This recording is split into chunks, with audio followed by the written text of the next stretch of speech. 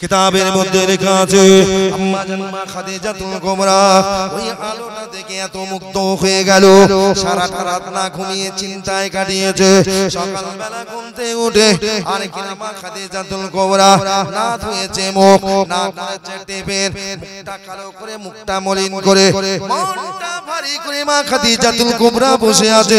হযরত খাদিজাতুল কুবরার একটা বান্ধবী ছিল, বান্ধবীটার নাম হলো নাফিসা। নাফিসা এসে বলে, খাদিজা তোমার মনটা এত খারাপ কেন? এখনো মুখ হাত ধোওনি কেন? বিপিন করনি কেন?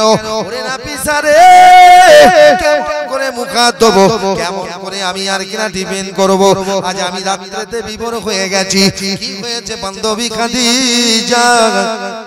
বলছে নাফিসা তুমি জানো না, রাত্রে আরামের বিছানায় ঘুমিয়েছিলাম, হঠাৎ করে আমি ঘুমের ঘরে স্বপ্ন দেখে আসমান থেকে একটা কি সুন্দর আলো আমি খাদিজা আমার কোলে নেমে এলো।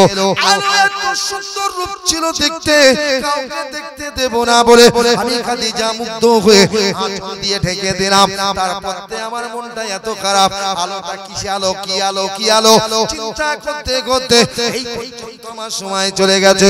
তবে নাফিসা তোমার কাছে একটা কথা জিজ্ঞাসা করে, বলো নাফিসা আমি যে স্বপ্ন দেখেছি এই স্বপ্নে তাবির করার মতো, ব্যাখ্যা করার মতো মক্কার জমিনে কোনো মানুষ আছে কিনা?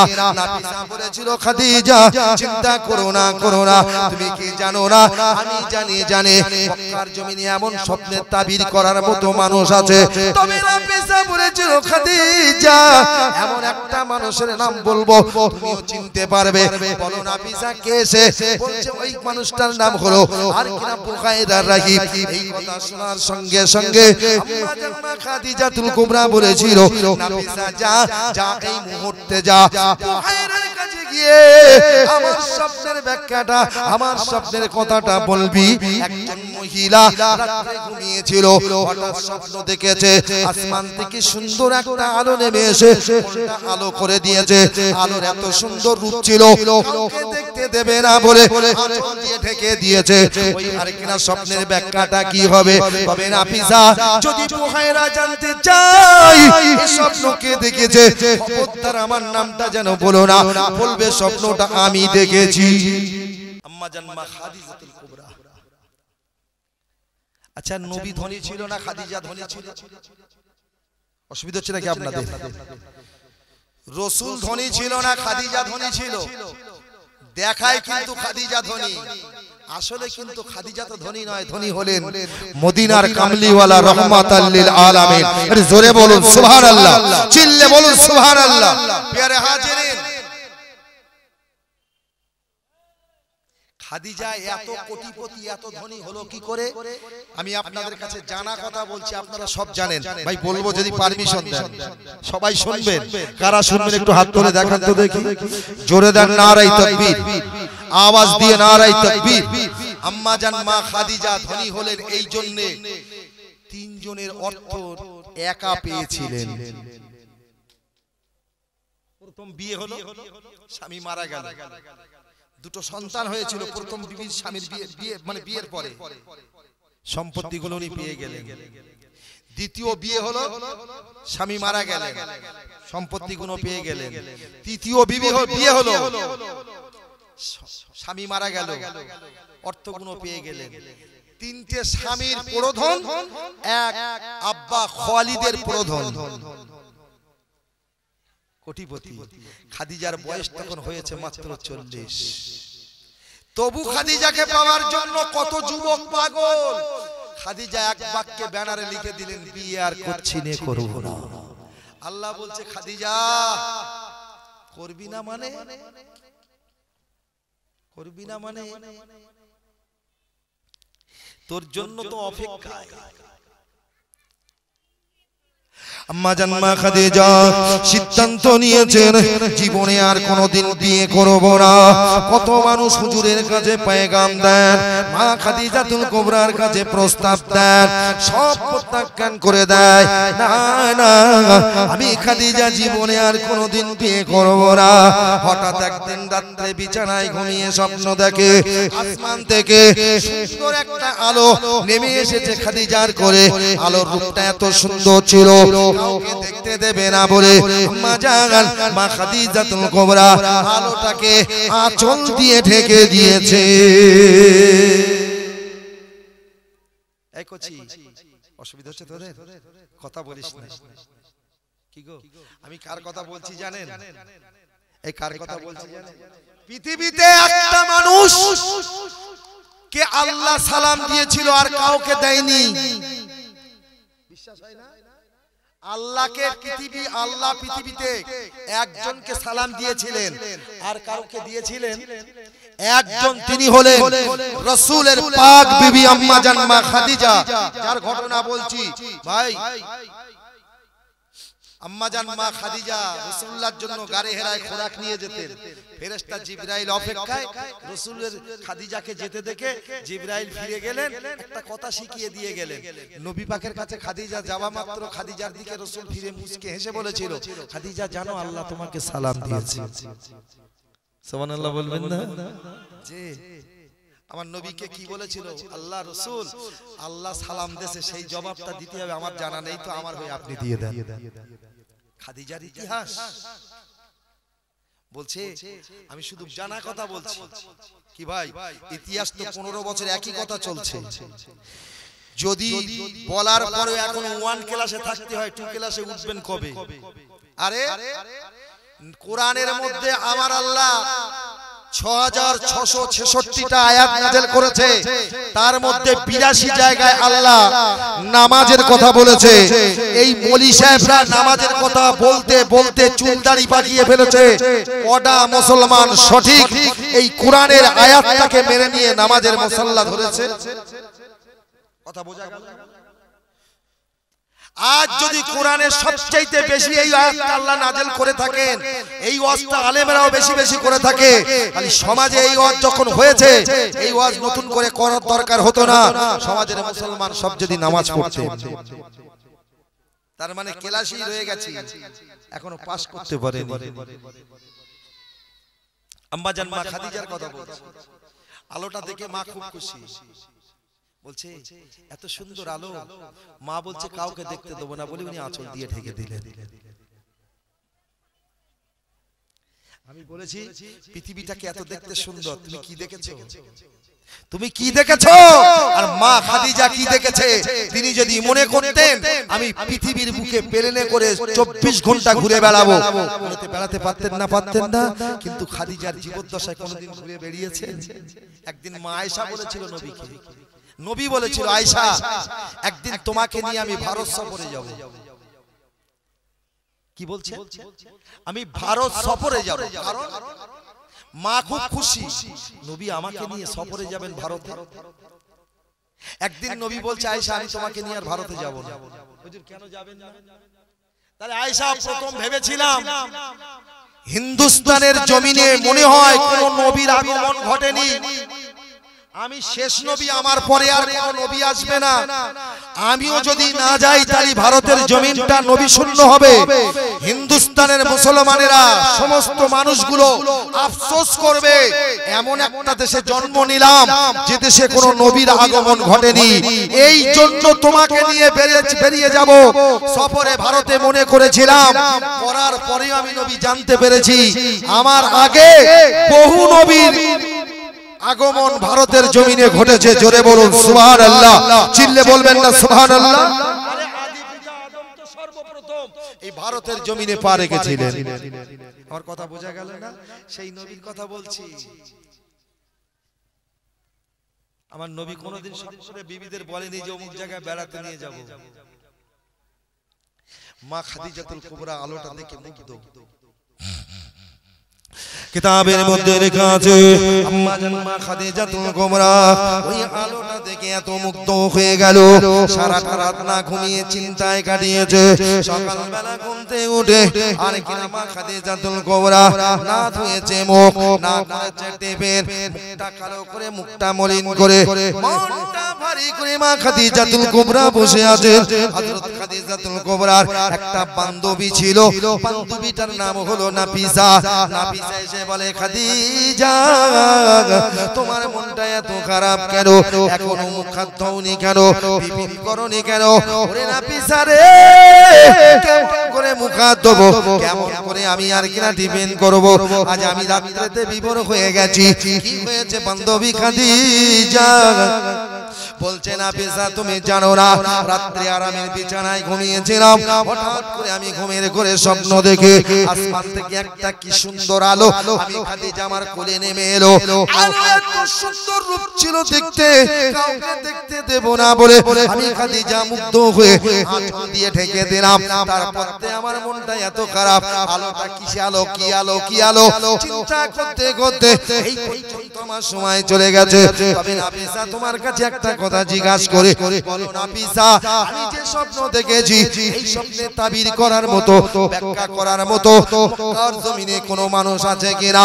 নাফিসা বলেছিল খাদিজা চিন্তা করো না তুমি কি জানো না আমি জানি মক্কার জমিনে এমন স্বপ্নে তাবির করার মতো মানুষ আছে তবে নাফিসা বলেছিল খাদিজা এমন একটা মানুষের নাম বলবো তুমিও চিনতে পারবে বলো নাফিসা কে সে বলছে ওই মানুষটার নাম হলো আর কিনা বুখাইরা রাহিব এই কথা শোনার সঙ্গে সঙ্গে আম্মা জাম্মা খাদিজাতুল কুবরা বলেছিল নাফিসা যা এই মুহূর্তে যা বুখাইরার কাছে গিয়ে আমার স্বপ্নের ব্যাখ্যাটা আমার স্বপ্নের কথাটা বলবি একজন মহিলা রাতে ঘুমিয়েছিল হঠাৎ স্বপ্ন দেখেছে আসমান থেকে সুন্দর একটা আলো নেমে এসে আলো করে দিয়েছে আলোর এত সুন্দর রূপ ছিল কাউকে দেখতে দেবে না বলে আঁচল দিয়ে ঢেকে দিয়েছে ওই আর কিনা স্বপ্নের ব্যাখ্যাটা কি হবে তবে নাফিসা যদি বুখাইরা জানতে চাই এই স্বপ্ন কে দেখেছে খবরদার আমার নামটা যেন বলো না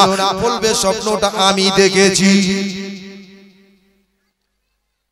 আমার নাম বলবি না তোর নাম বলবি ভাই যারা জ্ঞানের ভান্ডার তাদের কাছে ভুল বলে পাত্তা পাওয়া যায় কথা বলেন না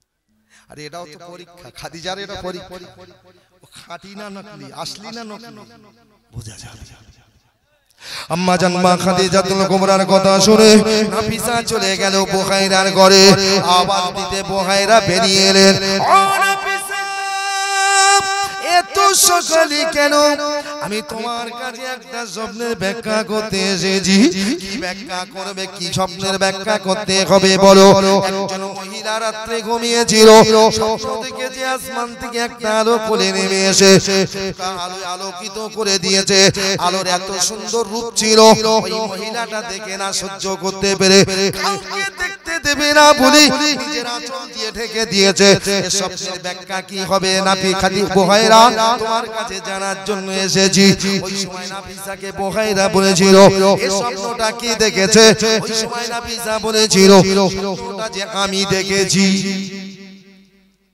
কি বলেছে স্বপ্ন আমি দেখেছি লাটা লাটা চোখ পার করে বলেছিল বেরিয়ে যা আমার দরবার থেকে আমি তোর স্বপ্নের ব্যাখ্যা করে দিতে পারবো না ওই সময় নাফিসা বলেছিল বুখাইরা তাড়িয়ে দাও কোন সাহসে আমার স্বপ্নের ব্যাখ্যাটা তো কই হলো না তখন বুখাইরা বলেছিল মৃত্যুকের স্বপ্নের ব্যাখ্যা বুখাইরা করে না তবে তুমি বলেছো স্বপ্নটা আমি দেখেছি নাফিসা তুমি শুনে নাও একজন মহিলা এই স্বপ্ন দেখতে পারে তবে তুমি সে মহিলা না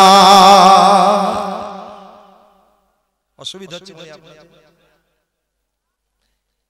তুমি না নাফিসা ধরা পড়েছে না কথা বলেন না ব্যাস ফিরিয়ে জিজ্ঞাসা করছে এই নাফিসা ব্যাখ্যা কি করেছে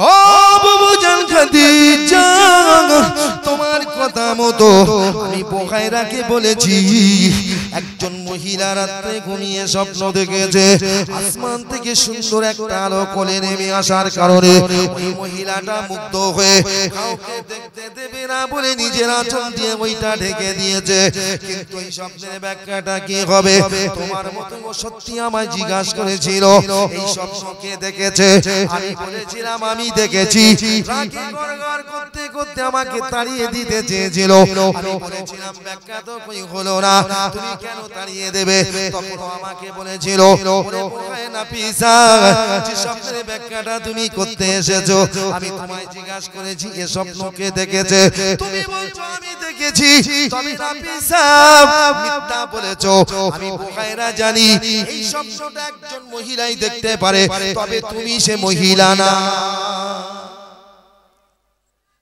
ধরা পড়ে গেছি আমি তো সত্যিই না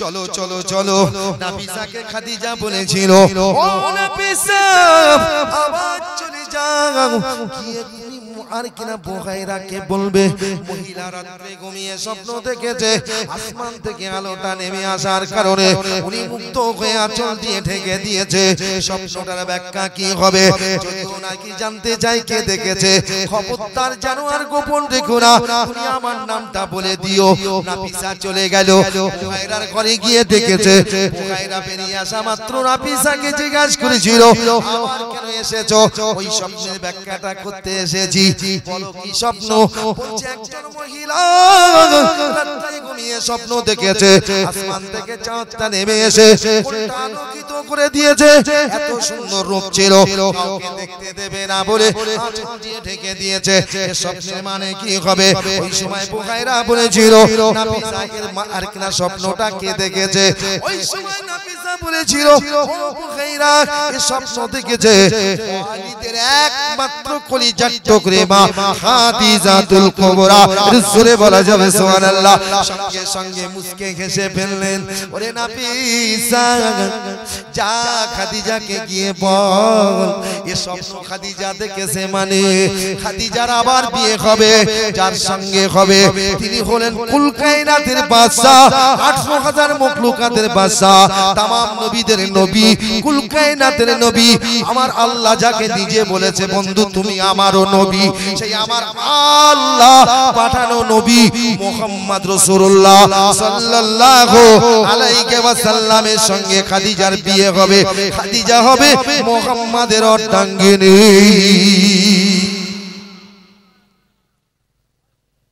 ভাই বুড়ো বয়সে যদি উকিল যায় চাচির কাছে চাচি বুড়ি হয়ে গেছে যদি গিয়ে উকিল বলে চাচি তোমার জন্য একটা ছেলে দেখেছি চাচি ঝেঁটা নেবে না নেবে না কথা বলেন অসুবিধা হচ্ছে আপনাদের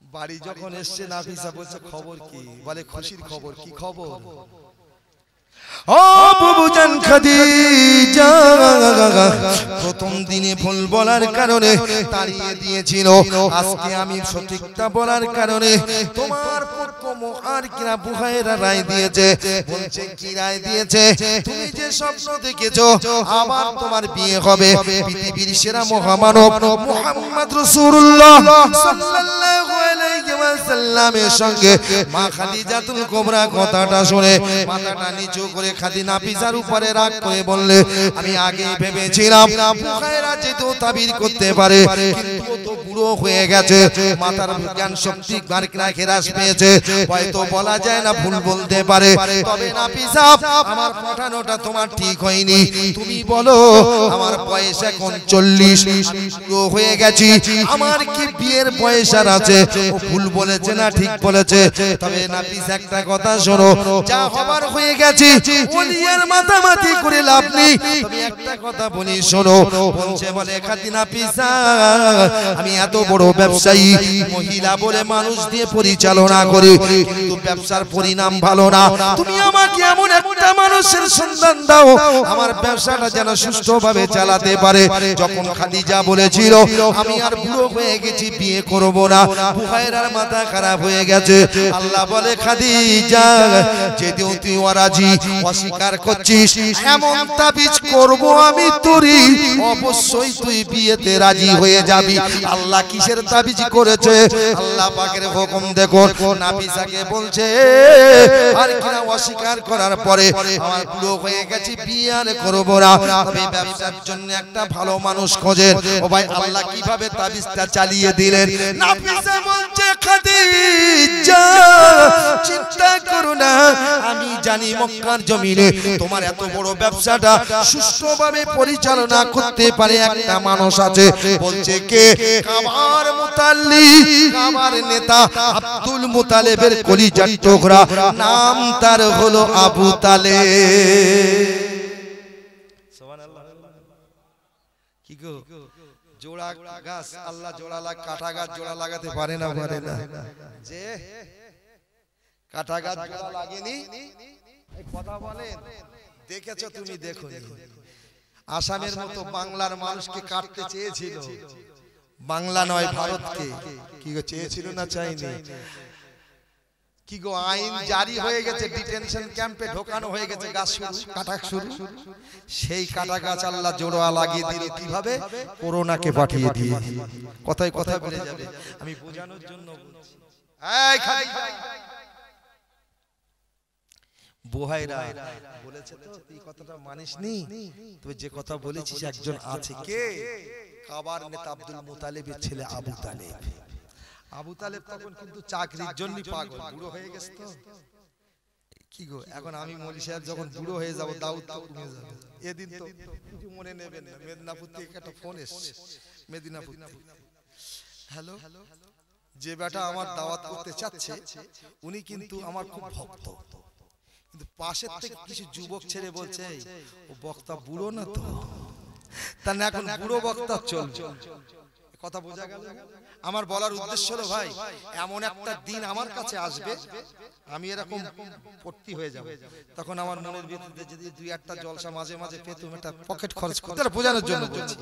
আবু তালেব যখন বয়স হয়ে গেছে, আর রোজগার করতে পারে না, হঠাৎ একদিন মনে মনে চিন্তা করছে, এই বয়সে কি করে সংসার চালাবো। আর আল্লাহর কি শান দেখুন, নাফিসা চলে গিয়েছে আবু তালেবের বাড়ি। এই আবু তালেব, খাদিজা তোমাকে ডেকে পাঠিয়েছে। বলে কেন? তাহলে তোমাকে চাকরি দেবে। আবু তালেব তো খুশিতে বাগ বাগ, খুব খুশি, খুব খুশি। চলো চাকরি করে বলে আসছে। আচ্ছা ভাই, একটা মানে লেখাপড়া জানে এরকম ছেলেকে যদি একটা কোনো কোম্পানির ম্যানেজার করে দেওয়া হয়, পারবে? কথা বলে, দুর্বল লোকের পক্ষে একটা বিশাল বড় ব্যবসা চালানো সম্ভব। আবু তালেব তো দুর্বল।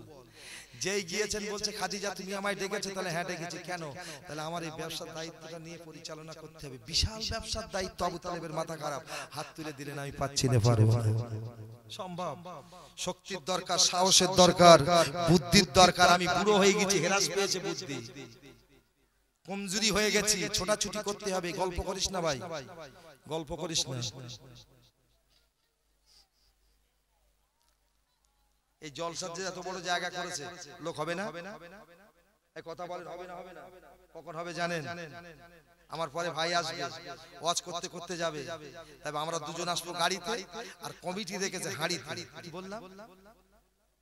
আমরা আসবো গাড়িতে, আর কমিটি রেখেছে শেষ বক্তা হাঁড়িতে। কি গো, সবে শুধু খবর হবে, ইয়া নবী সালাম আলাইকা, দেখ জাল ছেড়া পোলো ভাঙা। কি রে, আমি সলিডটা চাই। এখন যে কজনা বসে আছেন সলিড, আর সেই রাত 11টার পরে, 11:30টার পরে যা আসবে সলিড বলে মনে হয়। এই তো কদিন আগে কাটিয়া জলসায় গেলাম ভাই, দেখি 70 লোক বসে, বিশাল বড় জলসা। আমি বলি, হ্যাঁ ভাই এ কি ব্যাপার? তাহলে হুজুর এলাকায় দর্জির কাজ চল, সব দর্জির কাজ। বলে দেখবেন আপনি ইয়া নবী সালাম আলাইকা বললি হয়, দেখবেন সব হাড়ি আর তুলবে না। অন্তত 30টা হাড়ি লাইন দিয়ে বসিয়ে দিয়েছে। তা দেখলুম সত্যি তাই। লাস্টে দেখছি রাস্তাও জ্যাম। এখন আর গাড়ির বক্তা চয়েস নয়, হাড়ির বক্তা চয়েস। এই জন্যই তো মোদি এদেরকে নিয়ে জুতো খেলা খেলাচ্ছে। ওদিকে শুধু প্রথমেই নিয়ত করেছে আজকে পাই কিনে দিয়ে, সামনে গ্রাম পঞ্চায়েত ভোট, এ নিয়ে তো এমনি মাতামাতি চলতেছে। আর ভাই এখন তো দেখছেন চতুর্দিকে যা হচ্ছে। ও বলছে জয় শ্রীরাম, আমি বলছি নারায়ে তাকবীর, আল্লাহু আকবার। জয় শ্রীরাম যেমনি বলছে বাধা দিচ্ছি, কিন্তু তোমার অধিকার আমার নাই। এই আছে, রামকে জয় দিচ্ছে জয় শ্রীরাম, মুসলমান তোমার বাধা দেওয়ার অধিকার নাই। দিচ্ছি কেন? কারণ এরা যেখানে জয় শ্রীরাম দিয়ে মিছিল করছে সেখানেই মুসলমানকে কেটে দুটুকরো করে ফেলছে, যার কারণে বাধা দিতে বাধ্য হই। আমি বলি আজকে সমাজের মুসলমান ওরা দেয় জয় শ্রীরাম আর আমি দেই নারায়ে তাকবীর আল্লাহু আকবার। যদি জয় শ্রীরাম তোমাটা ভালো ওদের ধর্মে মানুষ কাটার খুন করার কারণে বাধা দিতে বাধ্য হই, কিন্তু আজকে যদি আমার সমাজে নারায়ে তাকবীর দিয়ে জয় শ্রীরামের মতো স্লোগান চালিয়ে যদি মানুষ মার্ডার করে এর জন্য বাধা আসবে না, আসবে না? আমি প্রায় জায়গায় বলি নারায়ে তাকবীর আল্লাহু আকবার দিয়ে যেন মানুষ হত্যা করো না, তাহলে জয় শ্রীরামের সঙ্গে তোমারও ঝান্ডাটা একই পর্যায়ে প্রসেস চলে যাবে। কি ভাই ঠিক কি না বলে? আমার বোঝানোর জন্য কথাটা বললাম। মুসলমান আমি ওদিকে যাব না এই জন্যই ভাই, যে যে রাস্তায় আছো থাকো, কিন্তু আল্লাহ ছেড়ে নয়। কি ঠিক কি না বলে? আমার কথা বোঝা যায়নি? আমি এখানে কিন্তু ভোট চাইতে আসিনি, পাবলিসিটি করতে আসিনি। মাথায় টুপি আছে, এটা গণতন্ত্র দেশ ভারতবর্ষ, হিন্দুস্তান। হিন্দুস্তান বলে এটা তুমি ভেবে নিও যে এটা হিন্দু রাষ্ট্র। না না না, এদেশের রাষ্ট্রনেতা করে পাঠিয়েছিলেন হিন্দুস্তানের বাদশা খাজা মঈনুদ্দিন চিশতি আজমিরি রহমাতুল্লাহ আলাইহি। জোরে বলুন সুবহানাল্লাহ। খাজার পরে মোগল পিরিয়ডে রাজারা রাজত্ব করলো, আজ সেই গদি তোমার চলে গেল। এটাই তোমার ভাববার, এখন ওটা ভাববার নয়। আমার কথা বোঝা যাচ্ছে কিছু? ভাববার এখন তোমার এটা ওটার নয়। বাপচাদার 14 পুরুষ দেশে বিচার করে গেল, আজ তুমি সেই বিচার করতে পারছো না। সুকান্ত বাবু, হরশিদ ঘোষ, সুবল দাস তোমার বাড়ি এসে বিচার করছে, এর থেকে তোমার লজ্জার আর কি আছে? বিচার তো করে কাজী। আর তখনকার দিনে বিচার যখন হতো, এই মুসলমানদের দেখে আমার হিন্দু ভাইরা তাদের বিচার করে নিত। এখন ওরা মাপকাঠিতে ওজন করে দেখেছে ওদের বিচারের থেকে এখন আমাদের বিচারটা ভালো আছে। এ 2 টাকায় ভুলে যায়, যায় না? যায় না? কিন্তু ও টাকায় ভোলে না। আমি যদি ওদিকে যাই আমার ওয়াজি হবে না? আমি ওদিকে তো একদম যাব না, শুধুমাত্র একটুখানি টাচ করলাম। ভাই এই গল্প বলছি কার? যাকে আল্লাহ স্বয়ং সালাম দিয়েছিলেন। ইনি সালাম দেওয়ার বিনিময়ে, সালাম দিলে কি পাওয়া যায়? সালাম দিলে কি হয়? দোয়া হয় না? আসসালামু আলাইকুম, আল্লাহ তোমার প্রতি দয়া বা শান্তি বর্ষণ করুক। ওয়া আলাইকুম আসসালাম, তোমার প্রতি দয়া বা শান্তি বর্ষণ করুক। আল্লাহ পাক খাদিজাকে সালাম দিয়েছিল, খাদিজা আল্লাহর সালামের জবাব দিয়েছিল। আল্লাহ বলেছিল খাদিজা তোমার উপরে আল্লাহর শান্তি দয়া, আল্লাহ আমার দয়া বর্ষিত হোক। সত্যি কি আল্লাহ খাদিজার উপরে দয়া বর্ষণ করেছিলেন না করেননি? আমি এটা বোঝানোর জন্য আপনাদের কাছে বলছি। মুসলমান, খাদিজাতুল কুবরা যেই দেখেছেন আবু তালেব হাত তুলে দিয়েছে, অসুবিধা হচ্ছে আপনাদের? জোরে তাকবীর দেন তো, নারায়ে তাকবীর। ভাই আওয়াজ হচ্ছে কি আওয়াজ হচ্ছে আমি জানি না, আমার কথা আপনারা বুঝতে পারেননি। আমার আওয়াজে আপনাদের অসুবিধা হচ্ছে নাকি? কার অসুবিধা হচ্ছে? হাত তুলে দেখান তো দেখি। তাহলে এত জোরে তাকবীরটা এত আসতে হবে কেন? একটু জোরে দেন না। নারায়ে তাকবীর, আলহামদুলিল্লাহ। যেখানে যাবি রাস্তায় চলবি আল্লাহু আকবার, আল্লাহু আকবার, আল্লাহু আকবার। গাছে যদি বাঁশ যদি এসে চাপা দেয়, ধরো বাঁশে চাপা দিয়ে মেরে দিলে, আমি বললাম কি গাড়ি যখন ধাক্কা মেরেছে তখন আমি এক ধারে বলছি আল্লাহু আকবার, তার মানে আল্লাহ বলছে তুই মরিস না, এখনো বেঁচে আছি। ওয়ালা তাকুলু লিমা ইফতালু ফি সাবিলিল্লাহ। রাসূল বলেছেন শহীদ 5 প্রকারের, শহীদ 5 প্রকারের। পেলেক লোকে মারা গেলে, মাটি চাপা পড়ে মারা গেলে, চাপা পড়ে মারা গেলে, মহামারীতে মারা গেলে, পানিতে ডুবে মারা গেলে, ও মুসলমানের ছেলেরা, বিশ্ব নবী বলেছে আল্লাহর দ্বীন প্রচার করতে গিয়ে জীবনটা কুরবান করে দিলে এই 5 প্রকারের শহীদ। যে মানুষটা আল্লাহর নাম স্মরণ করতে করতে রাস্তা দিয়ে যায় আর গাড়ি এসে যদি চাপা দেয়, ওর মওতটা শহীদের মওত হবে না? হবে না? বলুন ঠিক কিনা?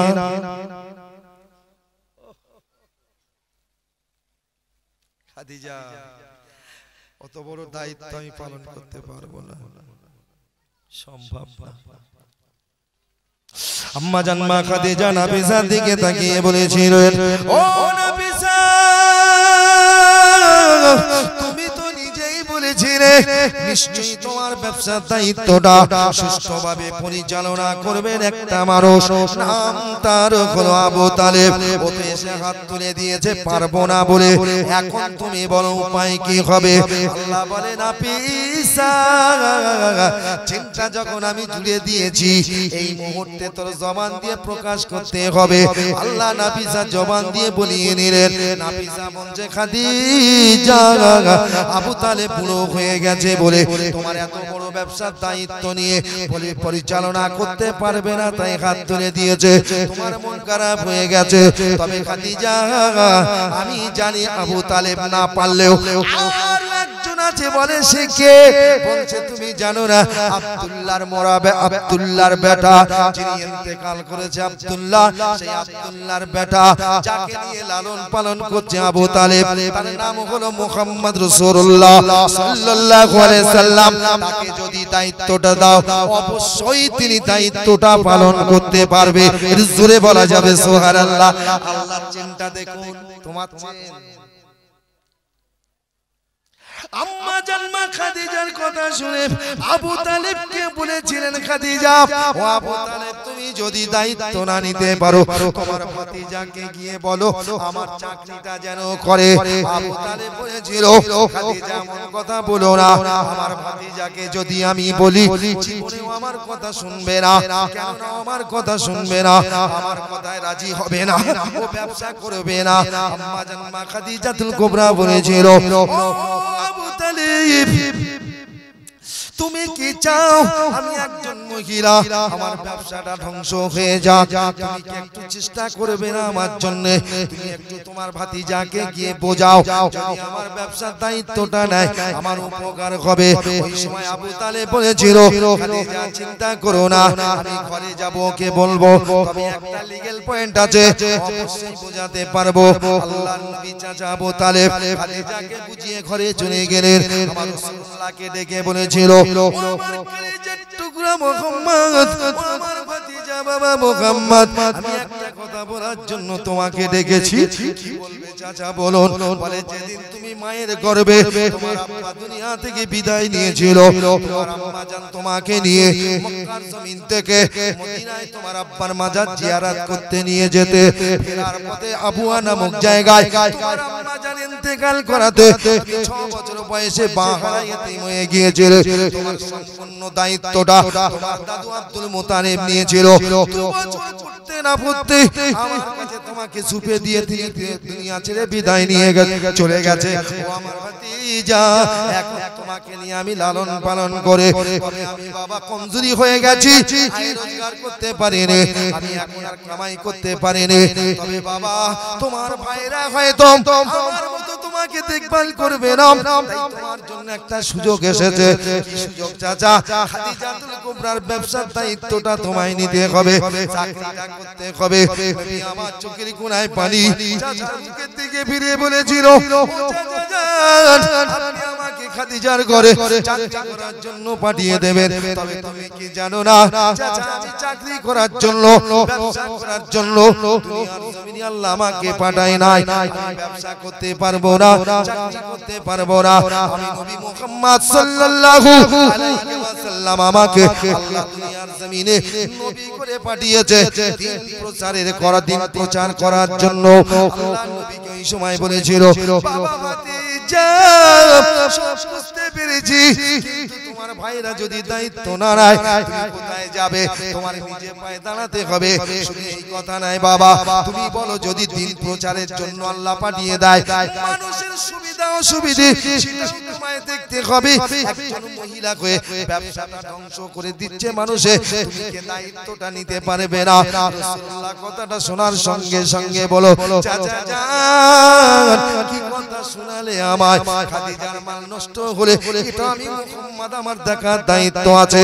বলো চাকরিতে জয়েন কবে করতে হবে? আল্লাহ নবী চাচা বলে আজই জয়েন করার জন্য চলে যান। রাসূলুল্লাহ বেরিয়ে গেলেন চাকরি করার জন্য, কিন্তু নবী আমার যে পথ দিয়ে যায় ওই পথের ধারে রাসূলুল্লাহ আর মা খাদিজাতুল কুবরার ঘর, ওই রাস্তার ধারে মা খাদিজাতুল কুবরার ঘর। খাদিজা করে দরওয়াজায় বসে রাস্তার দিকে দিকে তাকিয়ে ফাল ফাল করে চেয়ে থাকে মুহাম্মদকে পাঠানোর জন্য আবু তালেব কত আগে চলে গেছে ওই এখনো তো কই এলো না এখনো তো কই এলো না মা খাদিজাতুল কুবরা পথের দিকে তাকিয়ে হঠাৎ করে মা খাদিজা বলেন কি বলছেন মা খাদিজা ওই রাস্তা দিয়ে যে যুবকটা হেঁটে আসে আমি খাদিজা আমার বাড়ির দিকে আমার ঘরের দরওয়াজাটা ছিল রাস্তার দিকে জানালাটা ছিল রাস্তার দিকে যুবকটা যত আমার বাড়ির দিকে এগিয়ে আসে আমি খাদিজা দেখেছি ওই আরেকটা যুবকের নুরানি জ্যোতিতে আমার অন্ধকার ঘরটা আলোয় আলোকিত হয়ে যায় আল্লাহ বলে খাদিজা রাজি হবি না এমন তাবিজ করব আমি রাজি তুই হবি 40 বছর বয়স বিয়ার করব না কিন্তু মা খাদিজা এই দৃশ্য দেখে অবাক হয়ে গেল কিতাবের মধ্যে লেখা আছে আল্লাহর নবী মা খাদিজার ঘরে যখন প্রবেশ করেছে রাসূলুল্লাহর জন্য মা খাদিজা পাগল হয়ে গেল গোলামকে ডেকে বলে গোলাম আব্দুল্লাহর বেটা আমার ব্যবসার দায়িত্ব নিয়েছে না ব্যবসা পরিচালনা করবে তবে একটা কথা বলি শোনো তুমি যখন আর কিনা কাল সকালে আর কিনা বাণিজ্য করতে বার হবে সবাই এক একটা করে উট নিয়ে যাবে কিন্তু একটা কথা বলি মুহাম্মদ সাল্লাল্লাহু যে উটটার পিঠে বসে বাণিজ্য করতে যাবে সেটা সাধারণ উট হবে না সবাই যাত্রীদের গাড়ি আলাদা মন্ত্রীদের গাড়ি যাত্রীদের গাড়ির মতো কি আলাদা না মা খাদিজাতুল কুবরা বলেন ও আমার গোলাম সবাই তোমরা এক একটা করে উট নিয়ে বার হবে কিন্তু মুহাম্মদ রাসূলুল্লাহ সাল্লাল্লাহু আলাইহি ওয়াসাল্লামের একটা উটের উপরে চাপিয়ে দেবে তবে সেই উটটা এমন তেমন উট হবে না সাধারণ উট হবে না গোলাম আমি খাদিজা যে উটটা চাপি আমি খাদিজা যে উটটা চড়ি ওই উটটা বার করি মুহাম্মদকে বসিয়ে দেবে আমি খাদিজা আমার চড়া উটে বসে মুহাম্মদ ব্যবসা করতে যাবে জোরে হবে না সুবহানাল্লাহ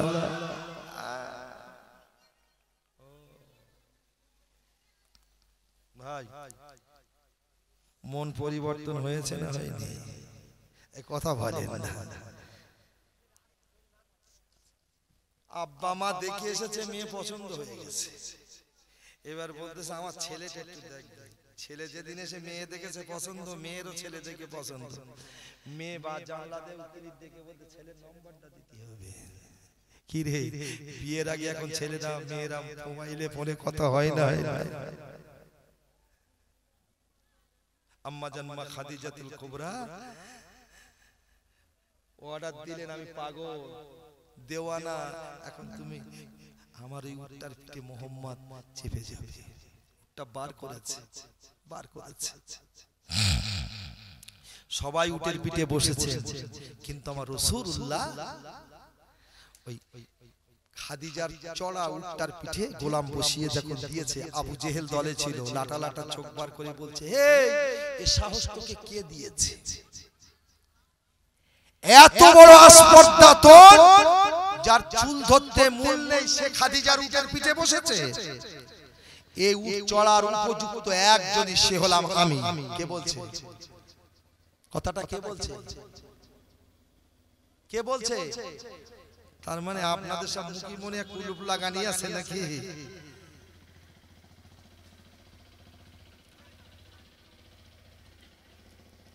লাবা তখন গোলাম বলছে আবু জেহেল রাগ করলে হবে না আমি যার খাই তার গাই আমি হলাম গোলাম খাদিজা আমার মনিব আমাকে যেটা হুকুম করেছে সেটাই করেছি বিপরীত কিছু করতে পারবো না জোরে বলো সুবহানাল্লাহ এই যদি গোলাম খাদিজার কথা শুনে আমরা কার কথা শুনবো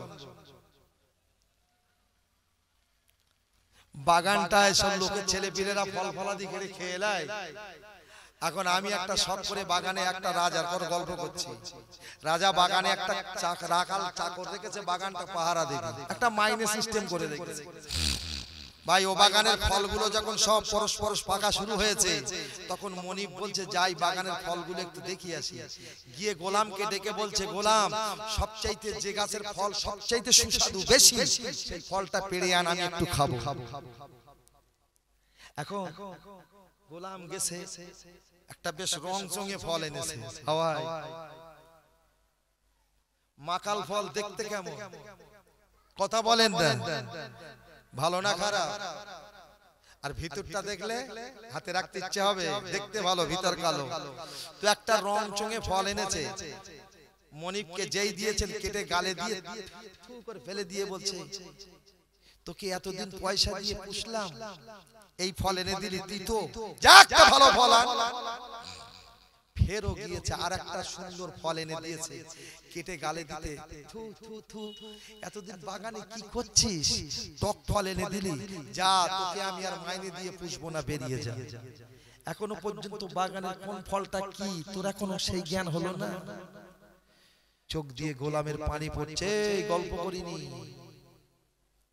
গোলামটা মনিবের মুখে দিকে তাকিয়ে চোখ পড়া পানি নিয়ে কাঁদতে কাঁদতে বলেছিলেন, ও আমার মনিব, 3000 টাকা মাইনে দেন, আমি আপনার গোলাম, এই বাগানটা 24 ঘন্টা পাহারা দেই। আজকে আপনি বাগানে এসেছেন, একটা ফল পেড়ে দিতে বলেছেন যেটা সবচেয়ে সুস্বাদু। আমি প্রথম যখন ফলটা দিলাম দিতো বলে আপনি ফেলে দিয়ে আমাকে অনেক রকম নিয়ে মন্তব্য করলেন। আবার একটা ফল এনে দিলাম, ওটাও ফেলে দিয়ে আপনি চাকরি থেকে বরখাস্ত করে দিচ্ছেন। চলে যাও, তোমার মতো গোলামকে পয়সা দিয়ে পুষবো না। এতগুলো গাছ, আবার কোন গাছের ফল কেমন তুমি এখনো চয়েস করতে পারলে না। তোমার মতো গোলামকে পয়সা দিয়ে পুষে আমার কোনো লাভ নাই। তবে হুজুর শুনে নিন, আমি আপনার চাকরি করব না, চলে যাচ্ছি। তবে যাবার আগে একটা কথা বলে, আপনি আমাকে পয়সা দিয়ে বাগান পাহারা দেওয়ার জন্য রেখে দিয়েছেন। আপনি তো আমাকে কোনো দিনের জন্য আমাকে চাকরি দেওয়ার পরে 3000 টাকা মাইনে বরাদ্দ করার পরে আপনি তো এটা বলেননি আমার বাগানে তুমি ঘুরবে, যখন মনে করবে গাছের ফল পেড়ে খাবে। হুজুর আপনার হুকুম ছিল না বলে আমি আপনার বাগান পাহারা দিয়েছি বটে, এখনো কোন গাছের ফল কেমন পেড়ে আমি গালে দিয়ে কোনো স্বাদ নেই না। আমি কি করে বুঝবো? মুসলমান, পৃথিবীর জমিনটা বাগান, আল্লাহ হলো মালিক, আমরা হলো গোলাম। আমাদের আল্লাহ কিন্তু সব দিয়ে পুষছে। সত্যি কি আমরা কি আল্লাহর কথা রাখতে পেরেছি? কথা বোঝা যায় না, বুঝবো না। তবে কথা বুঝবো কবে? সেদিন চোখ দুটো বুঝিয়ে ফেলবো কি ঠিক কি না। টাটকা জিনিস ভালো লাগে না, বাসি ভালো লাগে। আর বাসি হলে সে তো রাখা যাবে না রে, ফেলে দিতে হবে।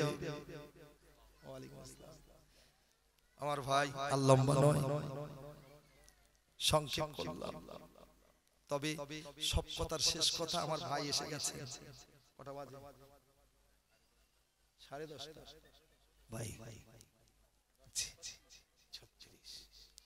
আমি আর লম্বা করব না, যে 2 ঘন্টা হয়ে গেছে। যদি আমি যত বাড়াবো কি গো তত বাড়বে না, কম হবে। আল্লামা রুমি বলেছেন, আমি হুজুরের রাসূলের জীবনে লিখেছি এত, যদি মনে করি সাজাই জমিন থেকে আসমানে ঠেকে যাবে। তবু রুমি বলছে, একটা পাখি যদি সাগরে ঠোঁট ডুবিয়ে দেয়, ওই পাখির ঠোঁটে যতটা পানি উঠবে, আমি রুমি বলছি রাসূলুল্লাহর জীবনী অতটাও লিখতে পারে না। সুবহানাল্লাহ বলবেন না? নবীর জীবনী, নবী পাকের বিবিগণদের, উম্মাহাতুল মুমিনিনদের জীবনী বলে শেষ হবে নাকি? এখানে ইতি করলাম। তবে একটা কথা আপনাদের কাছে অনুরোধ করে সব যখনই আসি বলি, বাবু দুনিয়ায় গোলাম হিসাবে এসেছি, আমি কিন্তু মালিক নই। কি মালিক নাকি? মালিক তো একজন। খবরদার যাই করবি অন্তত মালিকের আদেশটা মেনে চলবি।